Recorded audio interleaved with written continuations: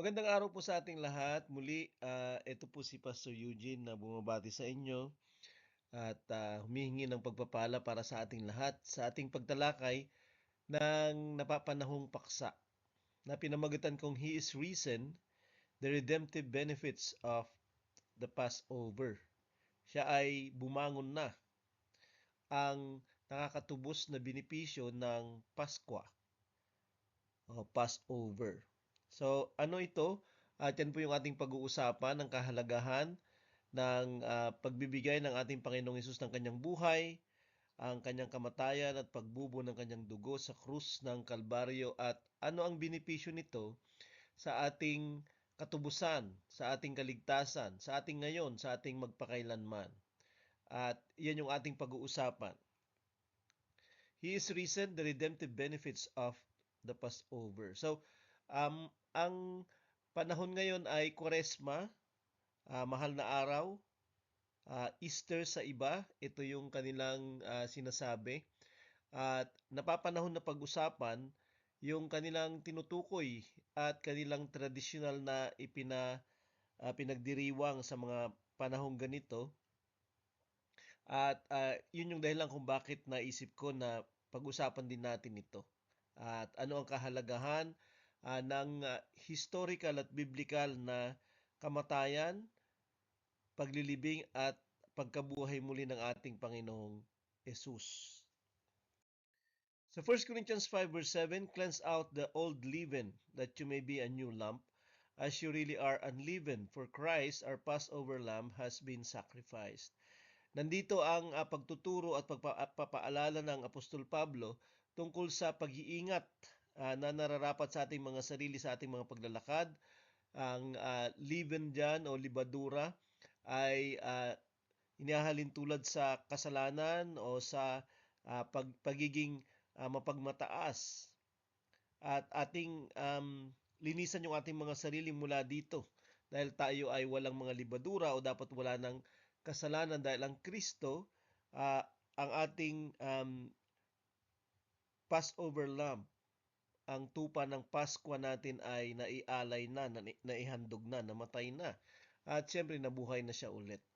At ang tinutukoy nito ay ang tradisyonal na pagdiriwang ng mga Hudyo simula nung panahon ni Moses sa Exodus chapter 12 na Passover o Paskwa. Hindi po ito Pasko, hindi po ito Christmas, ito po ay ang kamatayan ng isang tupa para sa kapatawaran at paglilinis.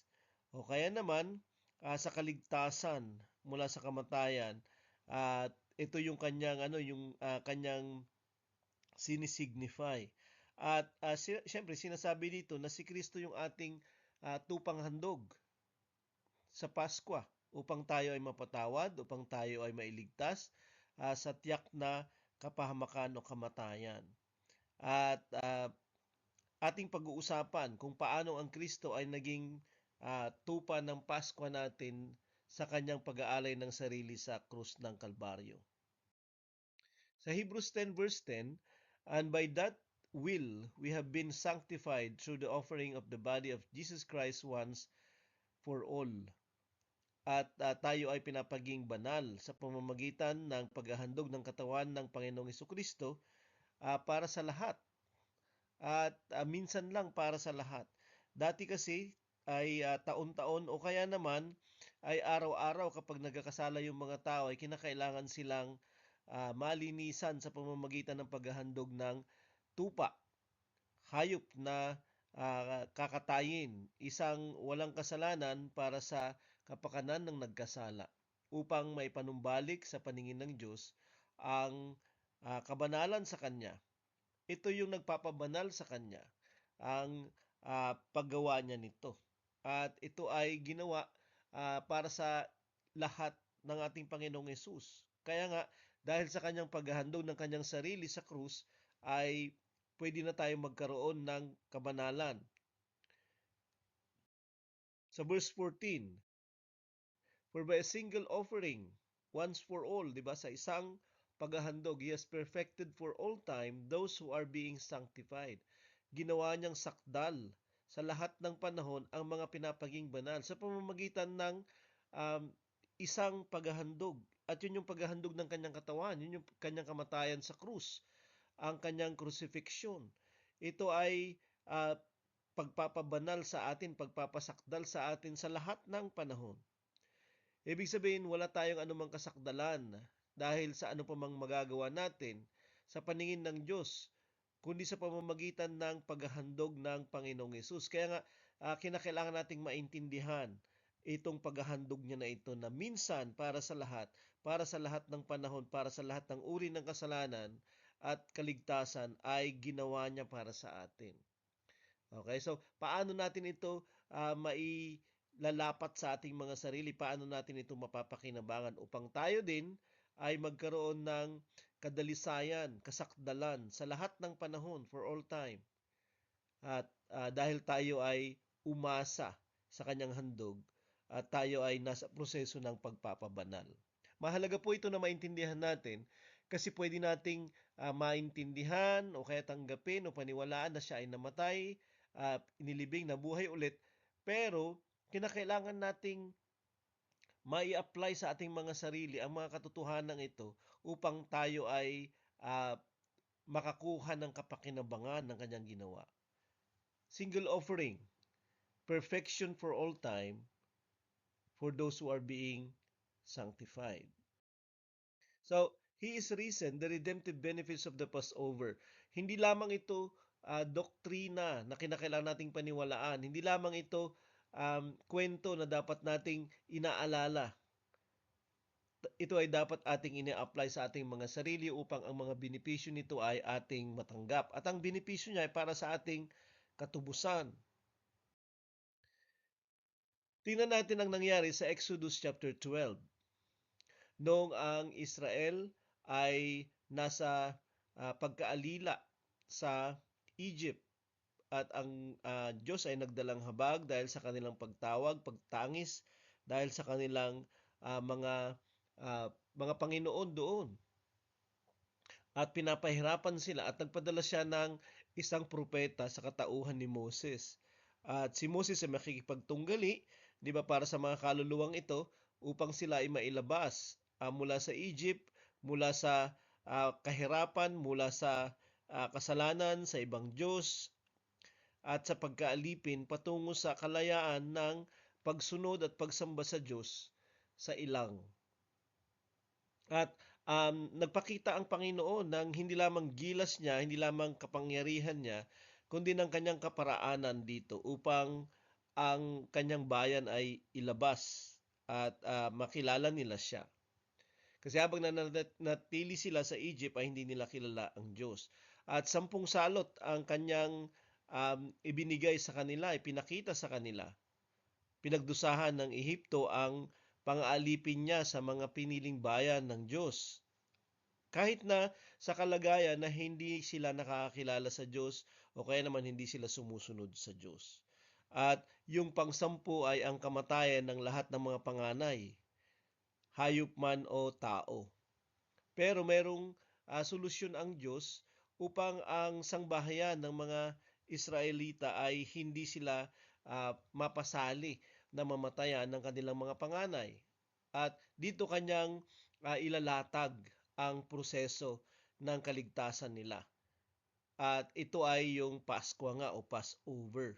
Ang paghahandog ng tupa ng Paskwa o Passover lamb. So sa verse 2 ng chapter 12, this month shall be for you the beginning of months. It shall be the first month of the year for you. So yung buwan na ito, sabi niya na inyong gagawin yung prosesong ito ay magiging simula ng inyong mga buwan. At ito ay magiging unang buwan ng taon para sa inyo.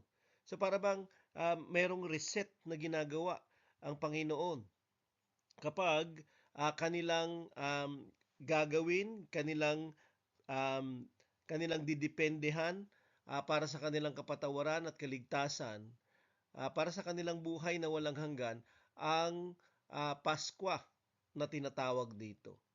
So muli, ito ay isinagawa ni na Moses nung unang panahon, pero ito ay sumisimbolo sa gagawin ng ating Panginoong Hesus. Ang kanyang paghahandog ng sarili, ang pagbubo ng kanyang dugo, at ang kamatayan ng kanyang katawan, ng kanyang buhay sa krus. Ito yung Pasko na sinasabi ng 1 Corinthians 5 kanina, verse 7. At kapag tayo ay gustong mapatawad, maligtas at magkaroon ng buhay na walang hanggan, katulad ng ipinapangako at inilalaan ng Pasko doon sa Old Testament, ay kinakailangan natin siyang dependehan. At ang sinasabi dito, ito ay magiging umpisa ng iyong buhay. Parang ipinanganak ka ulit. Okay, nare-reset. Nagsisimula ka ulit ng iyong mga taon, ng iyong mga buwan, ng iyong mga araw.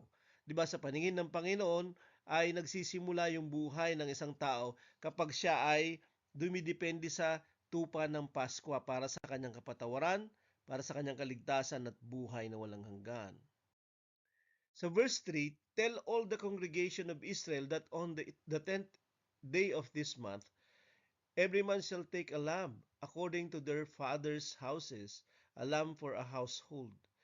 So, sabi niya, sa ikasampung araw ng buwan na ito, bawat tao ay kumuha ng kanilang mga tupa. So, mag-aalaga sila ng tupa, kukunin nila yung tupa nila, at ang tupa ay gagawin nilang handog para sa kanilang sangbahayan, para sa pamilya.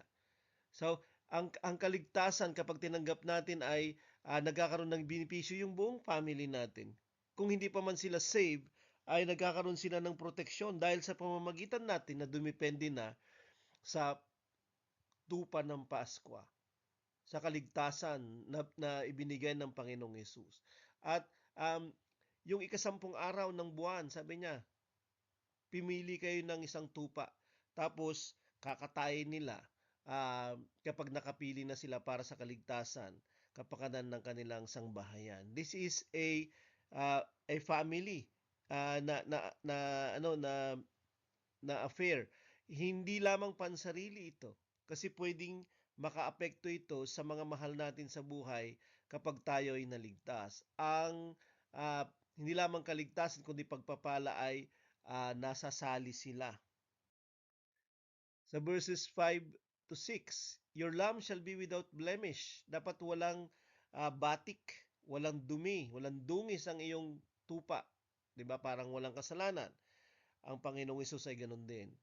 'Di ba? Siya ay walang kasalanan, pero siya ay naging kasalanan para sa lahat. A male, a year old. Lalaki siya, 'di ba? Hindi siya babae. You may take it from the sheep or from the goats. Isang taon na siya. 'Di ba? Malaki na itong tupa na to, kaya kambing. You shall keep it until the 14th day of this month. At kukunin mo siya, pipili ka sa ikasampung araw, pero ito ay titigil sa iyo muna ng 4 na araw. Okay, anong gagawin sa araw na yan? Titingnan mo kung mayroong batik yan, kung mayroong dungis yan, kung may dumi yan. 'Di ba? At kapag meron, hindi siya karapat-dapat. At ang Panginoong Hesus ay ganoon. 'Di ba? Pagpasok niya sa Jerusalem nung linggo ng palaspas na tinatawag natin, 'di ba? Nung siya ay sinalubong sa pagpasok niya habang siya ay nakasakay sa isang asno, ay pinagbubunyi nila siya. Ipinagdiriwang nila siya. Hari daw nila siya na dumadating, 'di ba? Pero pagkatapos niyan, yung mga naiinggit, yung mga nagdududa, yung mga kalaban niya, ay um, nagsimula na siyang uriin. Nagsimula na siyang parang kilatisin, 'di ba? At nauwi pa nga okay sa nung siya ay hinuli na, 'di ba, nung ika-4 na araw, para siya ay litisin. Nilitis siya ng 5 o 6 na beses dun sa magdamag ng paghuli sa kanya. Kinikilatis siya. At eventually, idineklara ni Pilato na siya ay walang kasalanan. Wala siyang makitang anumang pwedeng siya ay hatulan. At ganun yung ginagawa nila sa tupa ng Pasko.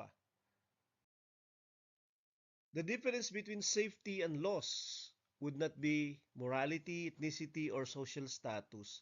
The difference would be one thing, the blood.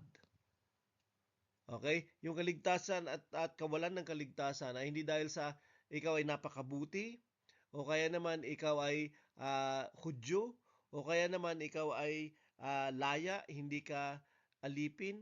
Di ba? Hindi yun yung pagkakaiba. Okay? Ng isang tao kung bakit siya maliligtas. Kasi walang perpekto sa moralidad. Okay? Hindi namimili ang Diyos ng lahi. At higit sa lahat, hindi niya tinitingnan ang kaligtasan ayon sa iyong antas ng estado ng pamumuhay. Ang pagkakaiba, gumagawa yun ng pagkakaiba sa atin, hindi yung mga bagay na yan, kundi yung pagdepende natin sa kamatayan ng ating Panginoong Hesus at sa dugo at kanyang alay sa atin. The Passover is substitutionary sacrifice. Ang Paskwa ay sakripisyo yan, handog o alay yan. 'Di ba na dapat tayo yung mamamatay, tayo dapat yung iaalay, pero hindi. Kinuha niya yung mga lugar natin. Siyang walang kasalanan na naging makasalanan sa atin at ikinamatay niya yung ating kamatayan dahil sa kasalanan natin sa krus upang hindi na tayo parusahan sa ganung paraan. So, dinala niya yung ating mga kasalanan, kinuha niya yung ating lugar. Okay? Upang yung kanyang kabanalan, yung kanyang buhay, at kung ano man yung sino siya at meron siya, ay maibigay niya sa atin at ating ipagdiwang siya, ating ipagsaya siya, ating tamuhin siya, magpasawalang hanggan ang buhay natin. Sa Exodus 12 verse 22, so kapag pinatay na yung tupa, okay, pinatay na siya, ay kukuha ng isang hisop, isang uri ng ng halaman to na mapait. At sabi niya isasawsaw yung hisop na to, okay, sa dugo. At sabi niya, and touch the lintel and the two doorposts with the blood that is in the basin. None of you shall go out of the door of his house until the morning. So, merong kamatayan na darating sa gabi na ito. Pero hindi sila papasukin ng kamatayan. Walang mamamatay sa kanilang panganay dahil yun yung gagawin nila. Sila ay mag-aalay o kakatay ng isang tupa. Tatawagin nilang tupa ng Paskwa ito. Hindi ba? At ito yung umpisa ng kanilang buhay ulit. Kasi sila ay liligtas ng Panginoon hindi lamang sa kamatayan ng mga panganay kundi ng kanilang lahi palabas ng Egypt. Okay? Pero ang gagawin nila ay maglalagay sila, ia-apply nila yung dugo sa kanilang mga pintuan. Okay? So, at bakit nila ia-apply yung dugo sa mga pintuan nila, yung dugo ng tupa? Sa Leviticus 17 verse 11, for the life of the flesh is in the blood. Ang buhay ng laman ng katawan o ng tao ay nasa dugo. And I have given it for you on the altar to make atonement for your souls. At ibinigay ko yung dugo, sabi niya, upang maging hain para sa inyong mga kaluluwa. Kaya nga bawal kainin dati ang dugo. For it is the blood that makes atonement by the life.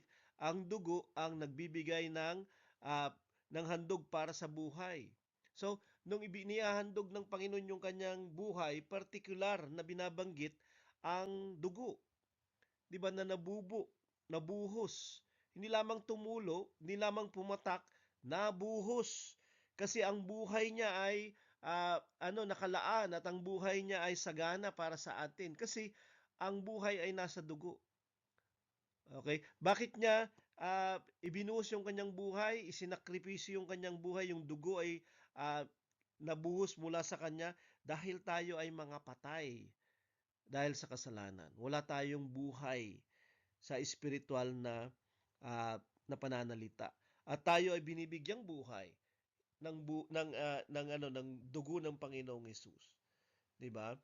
Kanyang isinakripisyo yung kanyang buhay dahil ang kabayaran ng mga kasalanan ay kamatayan. Upang tayo ay mahandugan para sa ating mga kaluluwa at spiritual na kalagayan. Kaya yung tupa ay pinapadugo, pinapatay din. Kasi yun din yung gagawin sa Panginoong Hesus bilang kordero ng Diyos o kaya naman tupa ng Paskwa. Sa Exodus 12 verse 13, the blood shall be a sign for you. Magiging tanda para sa inyo ang dugo on the houses where you are.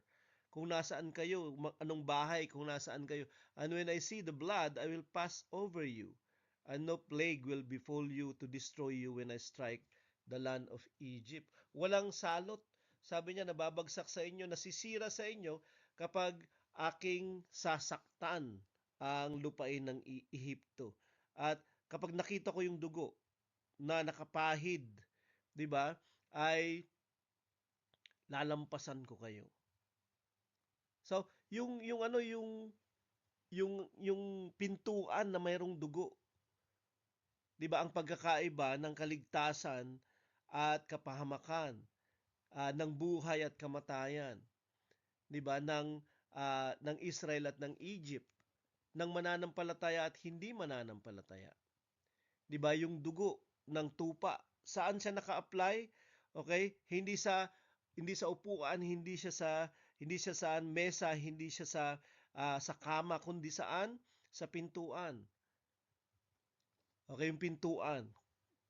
At ito yung pagkakaiba, okay, ng mga bahay doon na kung saan may kaligtasan, kapatawaran at buhay, 'di ba? Kung walang dugo, yun yung merong kapahamakan, merong kamatayan, merong pag-iyak at pagtangis sa gabi na yun, 'di ba? Kasi ang titingnan ng Panginoon, 'di ba, na kanyang lalagpasan ay yung dugo, at kapag may walang dugo, hindi niya lalagpasan. Hindi lalagpas yung kapahamakan, hindi lalagpas yung kahatulan, hindi lalagpas yung kamatayan. At yun yung sign, sabi niya, natitingnan ko. At ito yung kahalagahan ng tupa ng Paskwa, 'di ba? Kasi yung kanyang hain, yung kanyang alay ay tinanggap ng Panginoon bilang alay para sa mga nandoon na mga guilty, 'di ba? Pero hindi na sila guilty. Kahit guilty sila ay hindi sila mapapahamak, 'di ba? Dahil doon sa dugo. Dahil meron ng kumuha ng kanilang guilt, meron ng kumuha ng ating kasalanan at guilt. Yun ay ang Panginoong Hesus, at ikinamatay niya yun para hindi na tayo mamatay dahil sa mga ito. Dahil makikita niya yung dugo sa mga pintuan ng buhay natin. So verses 23, for the Lord will pass through to strike the Egyptians. Lalagpas ang Panginoon sa kanyang pananakit sa mga Ehipsyo. Sabi niya, and when he sees the blood on the lintel, on the two doorposts, okay, the Lord will pass over the door. Kapag nakita niya yung dugo, 'di ba, na inapply, pinahid, okay, sa dalawang poste ng pinto, at ganoon din sa pintuan. Sabi niya ay lalagpas ang Panginoon sa pinto. At hindi niya papayagan yung mamamatay na pumasok sa bahay upang sila ay patayan o kaya naman saktan. Okay, so kapag nakita niya yung dugo sa pinto, okay, yun yung pagkakaiba ng kaligtasan at hindi. Interestingly, kasi sa John 10 verse 7 at verse 9, sabi ni Jesus nung ikinikwento niya yung tungkol sa pagiging pastol niya, ay sinabi din niya yung isa pang malasimbolo na kanyang ginagampanan. So Jesus again said to them, truly, truly I say to you, I am the door of the sheep. I am the door. If anyone enters by me, he will be saved and will go in and out and find pasture. So nandito yung Panginoong Hesus na sinasabi niyang ako yung pintuan. Pero ano yung pagkakaiba niya sa pintuan ng iba? Siya ay duguan. Kasi siya ay bagong pag-asa. Siya ay bagong buhay. Siya ay kaligtasan. Sabi niya, kapag meron kayo ako, 'di ba? Kapag nasa loob ko kayo, kasi ako yung pintuan. Kapag pumasok kayo sa akin, kayo ay hindi lamang maliligtas, kundi makakita kayo ng pastulan. Kayo ay iingatan at aalagaan ng ng kaligtasan ng Panginoon. Kapag tayo ay pumasok, siya yung ating daan, siya yung ating siya yung ating daan patungo sa kaligtasan at sa Diyos. Pero anong pagkakaiba? Siya yung duguan na pintuan. At siya yung nagsakripisyo. Siya yung nagbayad. Siya yung dumugo. Siya yung nasaktan, hindi tayo. Anong biyaya, di ba? Anong pagpapala ito? Sa Exodus 12 verse 27, you shall say, it is the sacrifice of the Lord's Passover. Ito ang hain ng Pasko ng Panginoon. Tupa ng Panginoon. Hindi natin tupa yung ating alay. Nung Old Testament ay tupa ng mga tao, 'di ba? Pipili sila mula sa mga tupa nila, kukuha sila mula sa mga tupa nila at yun yung kanilang papatayin at iaalay. Pero nung dumating ang Panginoong Hesus, sabi ni Juan Bautista, 'di ba, sa John 1 verse 29, narito ang kordero ng Diyos. Hindi ito kordero ng tao, kundi kordero ng Diyos. Siya mismo yung pumili. Malinis, karapat-dapat. Pero ito ay papatayin, kakatayin para sa kapakanan, kaligtasan ng sangkatauhan, sabi niya, ng buong sanglibutan. Siya yung nagsakripisyo, di ba? Yung Paskwa ng Panginoon. For he passed over the houses of the people of Israel in Egypt. Nilagpasan niya yung mga bahay na mayroong dugo, di ba, ng tupa ng Paskwa sa Ehipto, sa pamayanan ng mga Israelita, when he struck the Egyptians but spared our houses. And the people bowed their heads and worship. Ang verse 27 ay sagot ni God kapag tinanong ka, 'di ba? Kasi inyong ipapangilin, inyong ipagdiriwang taon-taon itong Pasko na to, ay kapag tinanong kayo ng mga susunod na mga salinlahi, ano ang ibig sabihin ng paggawa natin nito? Anong ibig sabihin itong pangingilin o holiday na ito? Paskwa o Passover, ito yung pagsasakripisyo ng Panginoon. Hindi pala ito sakripisyo o Passover ng mga tao, di ba? Yung tupa, kundi ng Panginoon. Sakripisyo talaga ito ng Panginoon eventually. Nung sabi niya kanyang sinaktan ang mga Ehipsyo at iniligtas niya ang aming mga tahanan. At sila ay sasamba kapag naintindihan nila ito. At ito yung ating sasabihin. Meron tayong Paskwa, meron tayong kaligtasan, pero merong nasaktan, pero merong nagbigay, pero merong nag-alay, naghandog, 'di ba, ng kanyang sarili, ng kanyang buhay, ng kanyang dugo para sa ating kapakanan, kaligtasan. Sa Hebrews 11 verses 28 to 29, ito ay kwento tungkol sa Paskwa, 'di ba, na ginawa ni Moses at ng mga Israelita sa Egypt. By faith, he kept the Passover and sprinkled the blood. Sa pamamagitan ng pananampalataya ay isinagawa niya, si Moses ito, ang Paskwa at kanyang ipinahid. 'Di ba, iwinisik dito, ipinahid niya yung dugo at ito nga yung pagpapahid dun sa mga doorpost, so that the destroyer of the firstborn might not touch them, upang ang maninira, pumapatay ng mga panganay, ay hindi sila maaano. So, ito si Moses, by faith ginawa niya ito, 'di ba?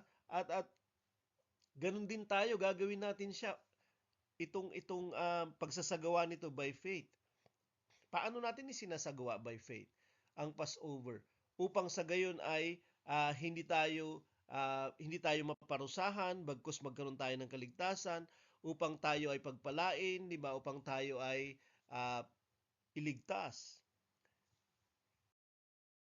Sabi niya sa sumunod, by faith the people crossed the Red Sea as on dry land, but the Egyptians, when they attempted to do the same, were drowned. Sa pamamagitan ng pananampalataya, ang bayan ng Diyos, ang mga Israelita ay tumawid sa pulang dagat na para bang ito ay tuyong lupa. Dagat yun eh. 'Di ba? Nahati yung dagat. Ito yung kwento, 'di ba? At naging tuyo yung kanilang dadaanan. Pero nung sinundan na sila ng mga Egyptians at ginaya sila ng mga Egyptians, bakit sila nalunod? Di lamang dahil wala silang pananampalataya, 'di ba? kundi may kinalaman nito sa verse 28. Dun sa Passover na yun. Kasi covered pa rin sila. Kasi ito'y kanilang proteksyon. Hindi lamang ito kanilang provision ng Panginoon para sa kanilang kapatawaran, kaligtasan at paglabas sa Egypt. Protection nila ito. 'Di ba? Habang sila ay tumatawid mula sa lumang buhay patungo sa bagong buhay. At hindi pinaniniwalaan ng mga Egyptians na to yung Paskwa. At sila yung mga Egyptians na namatayan dahil hindi nila ipinahid yung dugo sa kanilang mga pintuan, 'di ba? At nung sinundan nila yung mga Israelites sa Red Sea, sila ay nalunod. Sila yung nalunod at hindi sila ligtas. Kasi ito yung pruweba ng pagkakaiba ng mga believers at unbelievers. Mayroon kang pagkakaiba kapag naniniwala ka sa kaligtasang dinala ng Panginoong Hesus, ng kanyang kamatayan, ng kanyang paglilibing at pagkabuhay na muli.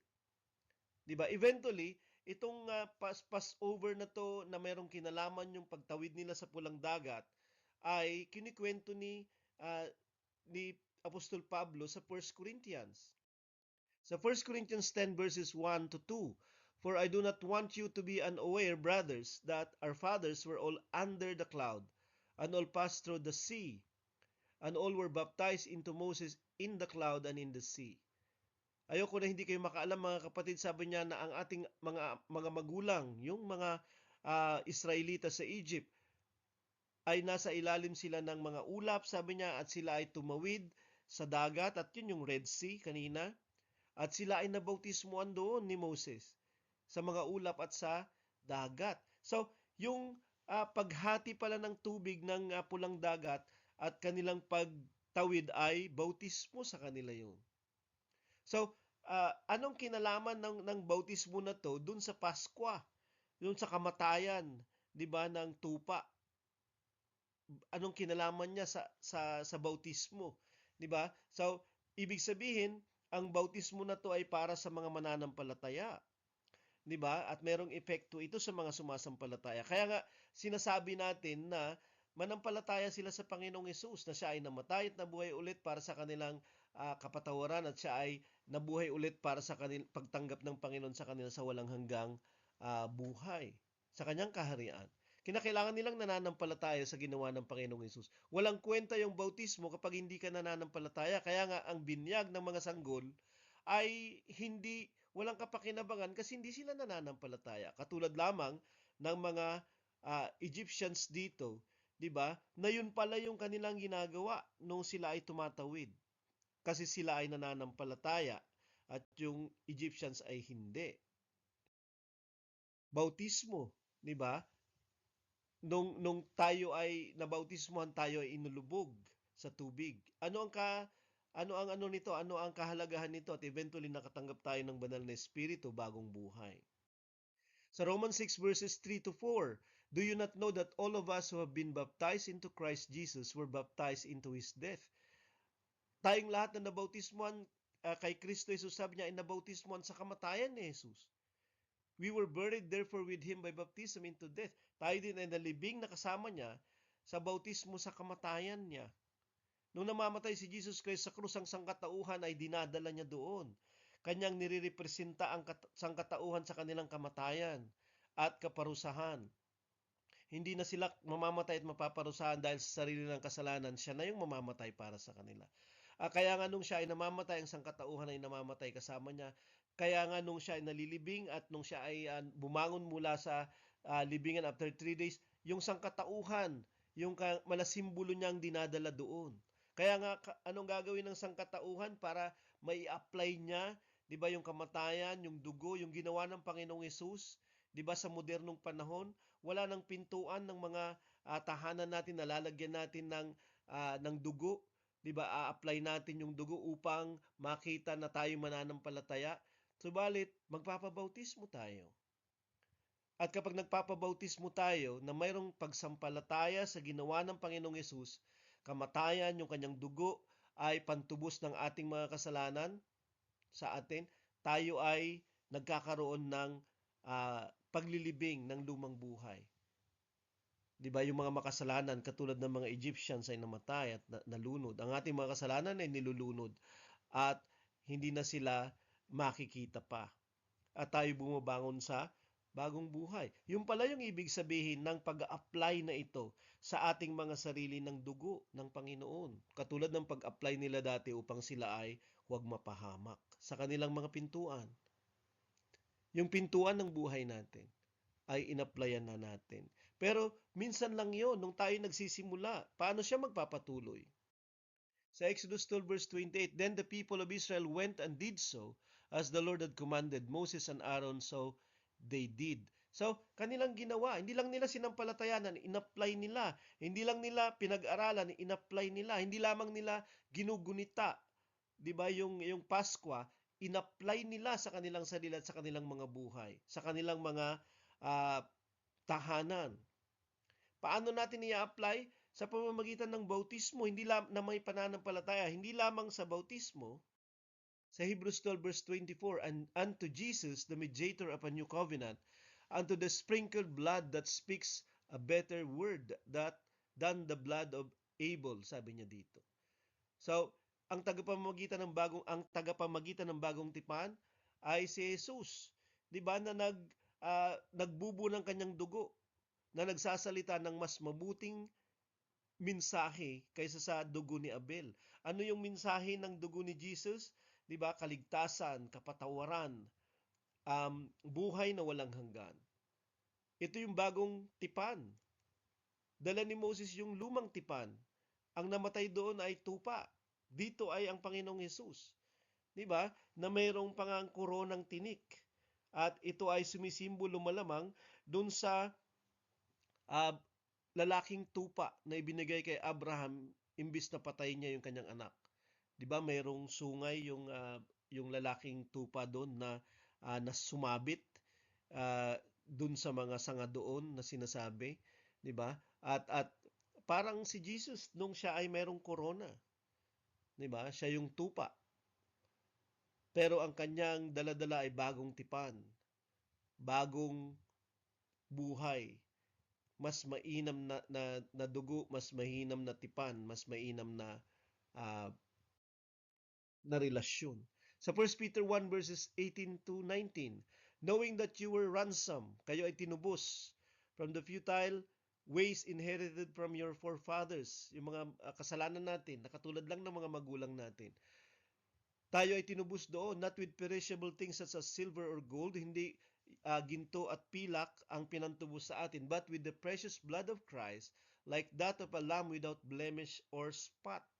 Diba? Dugo ni Kristo.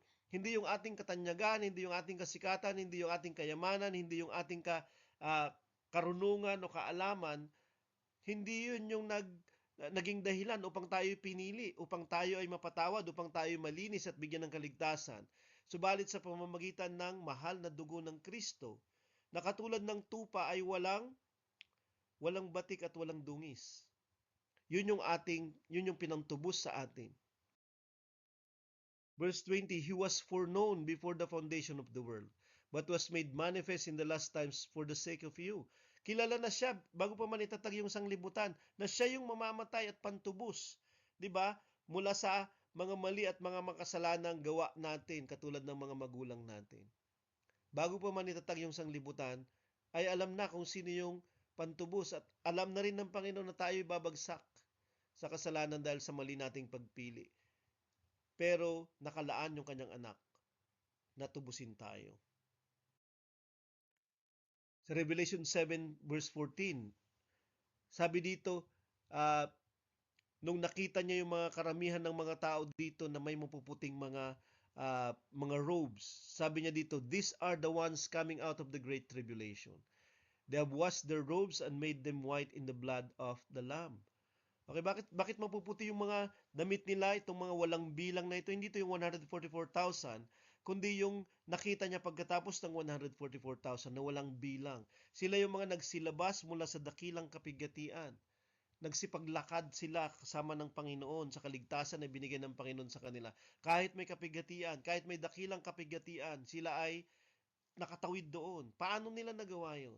Na meron silang malinis pa rin na kalagayan kasi dumipende sila hindi sa kanilang kaalaman, hindi sa kanilang kalakasan, hindi sa sarili ng kapangyarihan, hindi sa kung ano pa mang pantao o kaya naman natural na kalagayan na meron sila, kundi sa pamamagitan ng dugo ng kordero.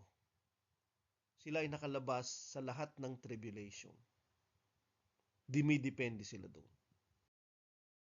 Sa chapter 13 verse 8, okay? Nandito yung tupa muli na pinatay bago pa itatag yung sanglibutan. Yan ang Panginoong Hesus, ang ating tagapagligtas. Ang plano ay siya yung magiging tagapagligtas natin sa pamamagitan ng kamatayan niya. Bakit niya tayo niligtas? Sa pamamagitan ng paglampas sa atin ng kapahamakan o ng kahatulan. Hindi lamang tayo nilampasan ng kahatulan, ng kamatayan, ng kapahamakan, tayo ay dinatnan, di ba, ng lahat ng pinakamabubuti na hindi natin inaasahan. Kasi kapag wala yung buhay ng Panginoong Hesus, yung buhay natin ay patungo sa kapahamakan. Ang ibig sabihin nun, magpapatuloy at tayo ay didiretso sa walang kwentang buhay. Hindi lamang walang kwenta dahil tayo gagawa ng kasalanan at yun lang yung buhay natin, kundi magkakaroon ng pagkasira ng buhay na ito. Kasi ang walang hanggan ay nasa Panginoon, na mabuti, 'di ba? Na maganda, na maayos, na masaya at pinagpala. Wala tayong ganung uri ng buhay sa ating pansamantala at walang hanggan kapag hindi natin inasahan yung kanyang alay at yung buhay na ibibigay niya sa atin. Sa chapter 12 verse 11, napagtagumpayan nila siya sa pamamagitan ng dugo ng kordero. Ito ang mga Kristiyanong palaging magtatagumpay okay sa kaaway. So hindi lamang proteksyon, hindi lamang provision, 'di ba? Hindi lamang identidad, 'di ba? Kung sino yung mananampalataya at hindi, identity natin yung dugo, kundi ito din ay ating weapon. Ito ay ating pangdepensa. 'Di ba? Bukod sa ating patutuo at bukod sa ating pagpapahalaga ng buhay na walang hanggan kaysa sa pansamantala. Mapagtatagumpayan natin ang kaaway sa pamamagitan ng dugo ng kordero. Dahil alam natin na tayo pinatawad once and for all. 'Di ba? Dahil sa kamatayan ng Panginoong Hesus. Kasi tayo kukundinahin dahil sa mga kasalanan natin ng kaaway. Pero alam natin na meron ng kaligtasan mula dito. Sa Ephesians 1 verse 7, in Him we have redemption. Sa Kanya meron tayong katubusan sa pamamagitan ng Kanyang dugo. Ano ang katubusan na to? The forgiveness of our sins or trespasses.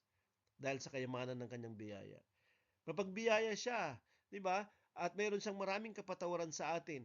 Bakit meron? Kasi namatay ang Panginoong Hesus at nagbigay siya ng walang hanggang katubusan mula sa ating nakalipas, mula sa ating pangkasalukuyan at mula sa hinaharap na mga kasalanan kung makakagawa pa tayo.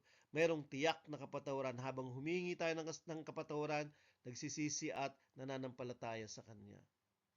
Kasi yun yung katubusan. Hindi lamang buhay ang dugo, kundi kapatawaran mula sa kasalanan.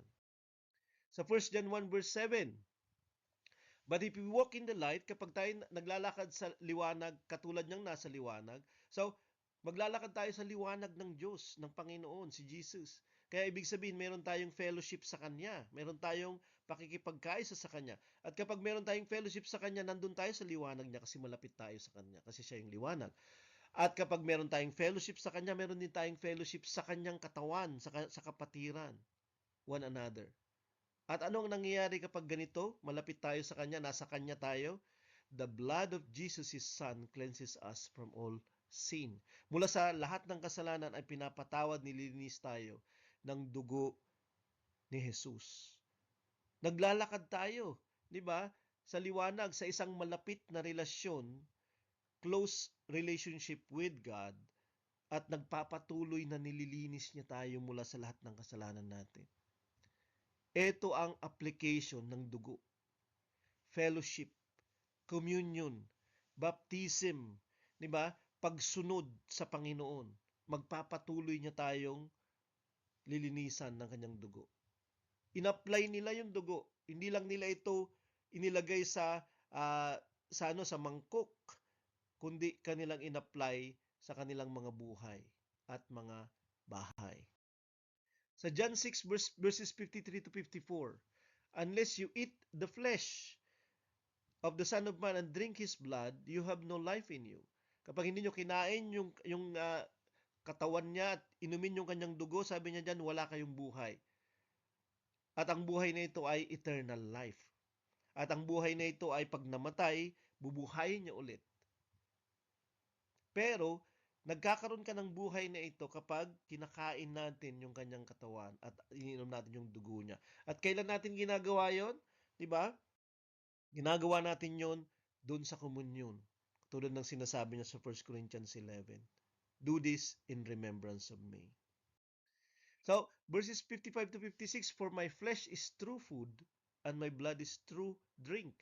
Diba? Kapag kinakain talaga natin siya, ay merong nangyayari sa atin. Tayo ay nag-a-abide sa Kanya at siya ay nag-a-abide sa atin. Ito yung application ng dugo ng Panginoon. Sa communion, sa baptism, di ba? Sa walking in fellowship with the Lord, at sa pagsunod sa Kanya at iba pa, merong application nito. At ang kapakinabangan ay forgiveness, eternal life, protection, provision, di ba? At pananatili sa Kanya magpakailanman. So yan po yung bumangon ng Kristo na napapakinabangan natin, 'di ba? Dahil sa kaligtasang tinanggap natin. Una, dahil tinanggap natin bilang handog yung kanyang alay na buhay at dugo sa atin, at nung bumangon siya mula sa mga patay, tinanggap natin yung buhay niya sa banal na espiritu. At nagpapatuloy nating ina-apply yung kaligtasan na dinala ng Panginoong Hesus sa atin ng kanyang buhay, ng kanyang kamatayan, ng kanyang katawan, ng kanyang dugo sa Paskwa. God bless po sa ating lahat.